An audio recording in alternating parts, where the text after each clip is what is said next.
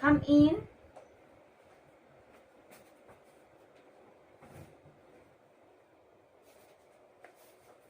So, good evening, ma'am. Good evening, sir. Before I'm going to start, I will introduce first myself, and I am Judealyn Ismael, your student nurse for tonight from NCNP. But before we're going to start our assessment, I am going to wash my hand first so that we can avoid the spreading of the microorganisms.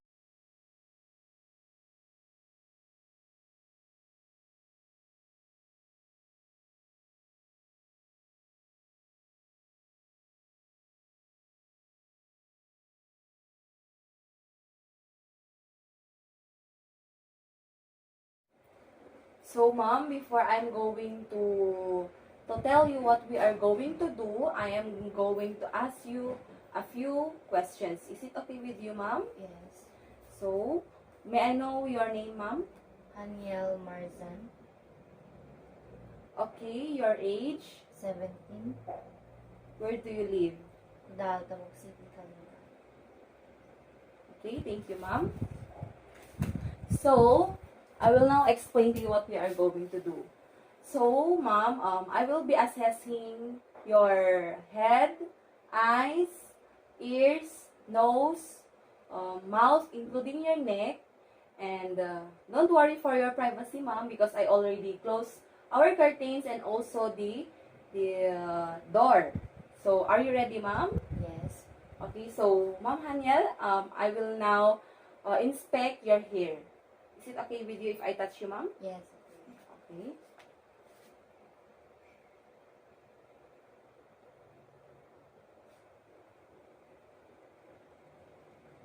Okay. I observed that there is no any lice and dandruff that are present in your hair. So let's proceed in palpating your head.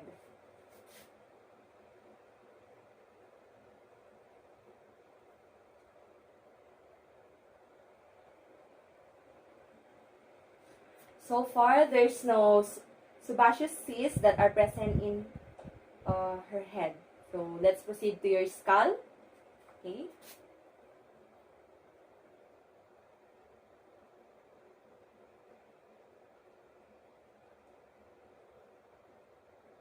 I observe that her skull is rounded, so it is normal. So let's proceed in assessing her face. Tingin ko po sa akin, ma'am. Okay,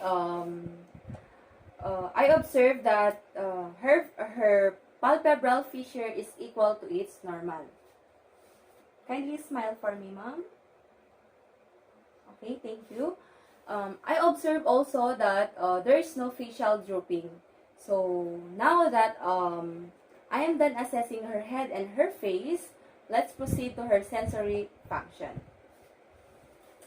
Can you close your eyes for me, ma'am? I can open it. Close. Open. Thank you. Do you feel any pain, ma'am? Wala po. Nung pinose mo po yung mata mo, may nararamdaman ka po bang kakaiba? Wala po. Okay, so now let's proceed in checking her corneal reflex.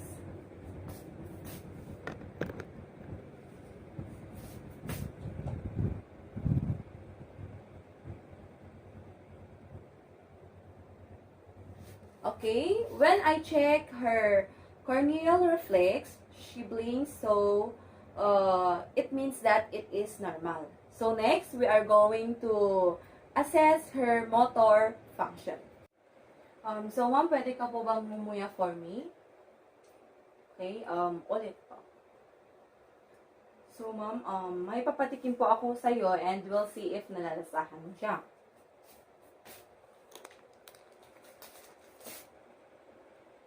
Okay, thank you ma'am. So,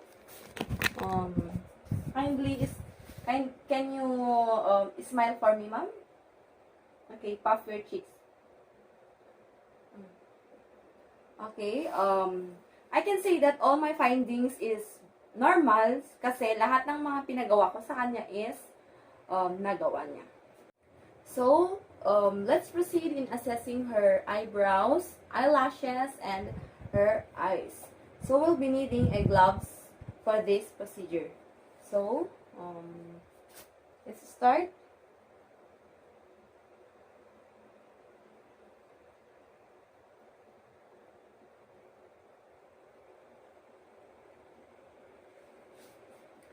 Okay, in her eyebrows, there's no presence of any lesions, and it is evenly distributed as well as to her eyelashes. It is also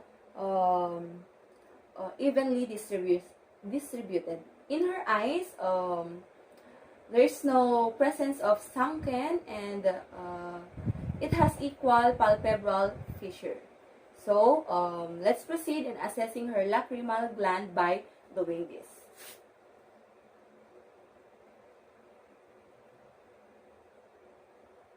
May masakit po ba, ma'am? Wala po. Do you feel any tenderness or any pain? Okay, so my findings for this is normal because there's no tenderness and pain that are present on it. So next, we are going to check the patient's conjunctivae.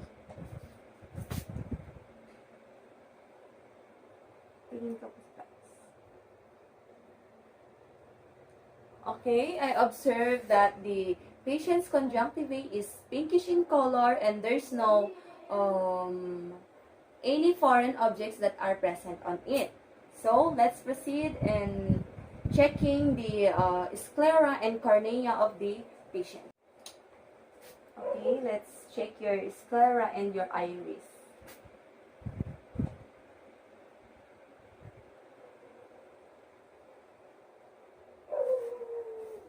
Okay, I observe that the sclera of the patient is white in color and there's no presence of scleritis. And also, her the color of her iris is black, and it is normal. So, the normal size of the iris is 10.2 to 13 millimeters. So, now we are going to assess the pupil constriction of the patient using a penlight. Tingin ka po dito, partner. I'm going to assess now the pupil constriction. So, ready ka na po ba, ma'am? Okay.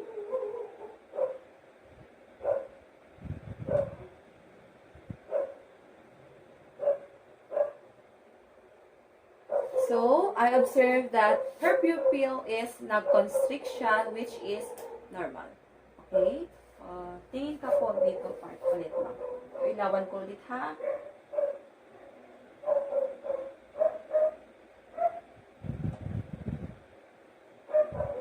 Matitignan ko to.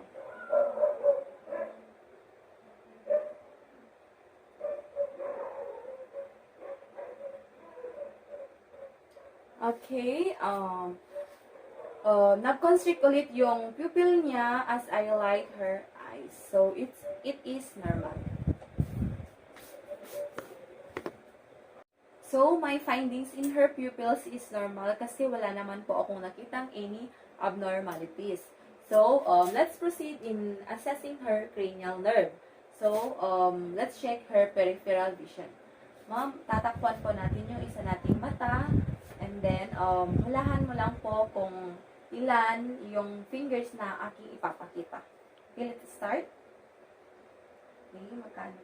Ilan Isa. Dalawa. Tatlo. Dalawa. Okay, my observations in the peripheral vision of the patient is there's no any abnormalities like hemianopsia. And lahat ng mga pinakita ko sa kanya is na-identify niya. Okay, ma'am. You need to follow this object without any movement, ma'am. Okay, using your eyes only. Okay. Okay.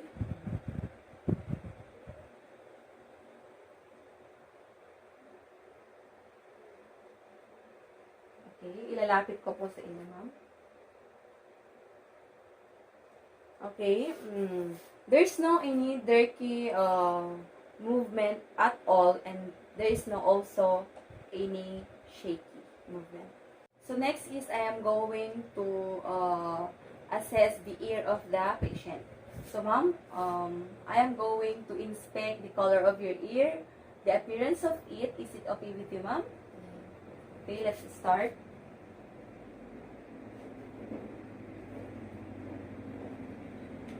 Okay, so my findings is the color of the ear of the patient is in normal, and the appearance of it is normal also, and they are in line with each other. I didn't see any lesions as well. So next is I'm going to palpate your auricles and the mastoid process.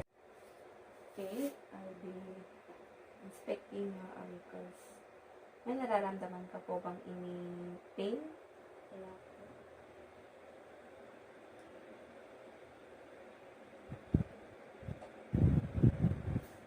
Okay, based sa aking observation, when I palpated the auricles and mastoid process of the patient, there's no any abnormalities that I felt. There's no lesions and sweating at all, sweats at all. So next is we are going to assess your tympanic, and we are going to inspect your ear canal using a pen light. Is it okay with you, ma'am? Okay.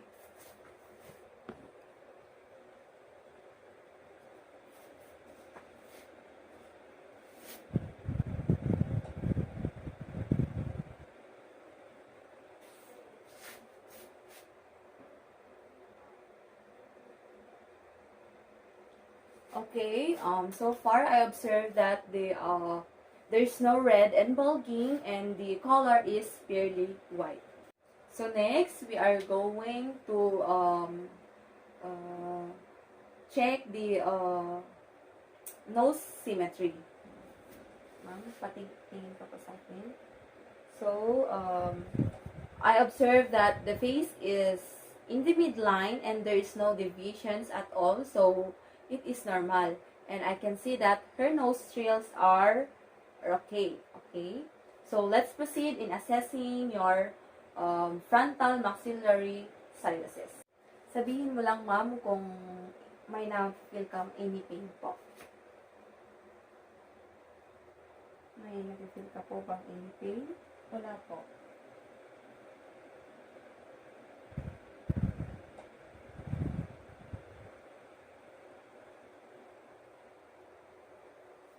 So, I observe, okay, so my observation is, her frontal and maxillary sinuses are all normal. So, let's proceed in assessing your olfactory nerve, and may ipapaamoy po ako sa inyo. Okay, ma'am, amoyin mo po ito.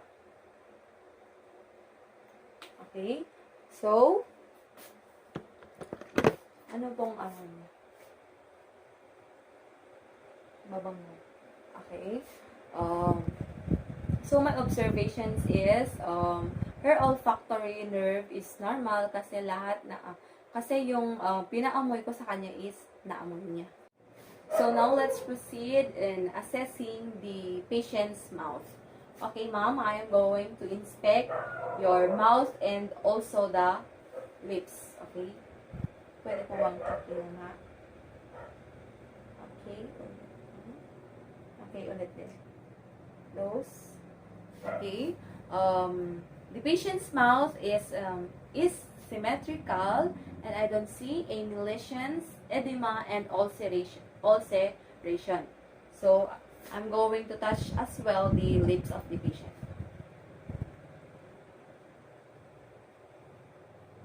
Okay, so the lips of the patient is in soft condition and it is very smooth. So now let's proceed in checking the temporomandibular. Okay, I'm going to palpate your mouth, ma'am. So, kindly close, and close. So I observe that there's no tenderness that are present in her mouth, and it moves smoothly, I should say. So I'm going to check the gums of the patient using the pen line. Ma'am.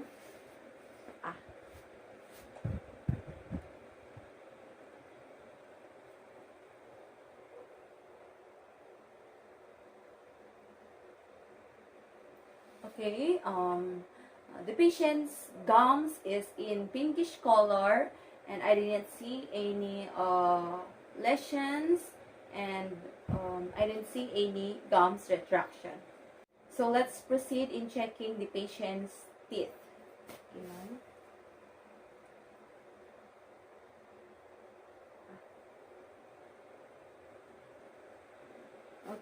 Okay, I observed that the patient's teeth is in a white to yellowish color and I didn't see any double teeth. So let's proceed in her tongue. Okay, ma'am.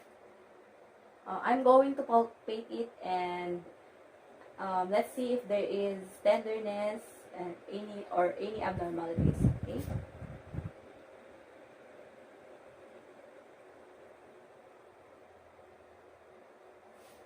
Okay, as I touch her tongue, I didn't see any hairy tongue and there's no lesions at all. So, okay, let's proceed in assessing her ovula. In assessing her ovula, the mouth is open wide. Okay, say wait lang.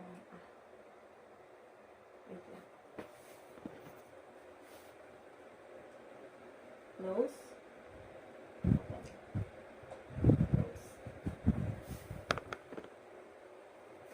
So, my observation is when I ask the patients to say in her mouth is it moves smoothly backward and downward. So, okay, let's proceed now for the assessment of the neck. So let's palpate the cervical lymph nodes by doing this in a circular motion.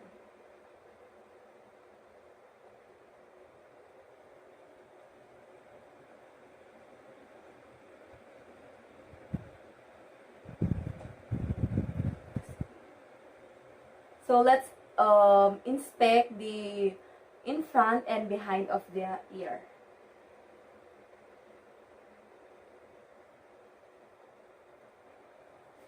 So my observation is there's no tenderness or swelling and also there's no rubbery inconsistency. So next, okay, so next is we are going to palpate the under the chin of the patient and also her anterior triangle in the neck part. Okay, so let's palpate it. Tanungin po natin sa patient natin kung may masakit po ba sa kanyang chin. May masakit po ba, ma'am? Okay, let's proceed in her anterior triangle neck. Okay, so far my observation is there's no tenderness at all. So next, we are going to palpate the thyroid gland of the patient. May masakit po ba, ma'am?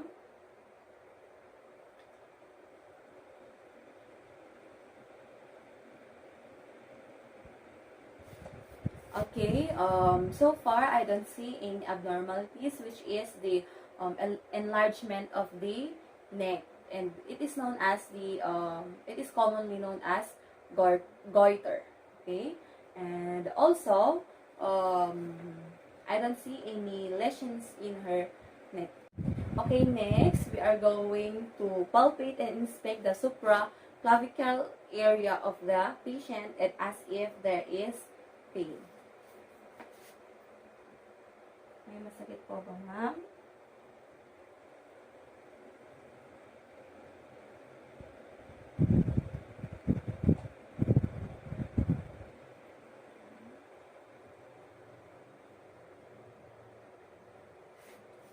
Okay, so far, there's no abnormalities that are present, and it is elastic in consistency. So, ma'am, it is the end of this assessment, and so far all the assessment that I performed it is all normal, and I would like to thank you for your cooperation, and have a good night's sleep. Thank you, ma'am. Okay. Okay, so before we're going to end this video, let's perform the hand hygiene.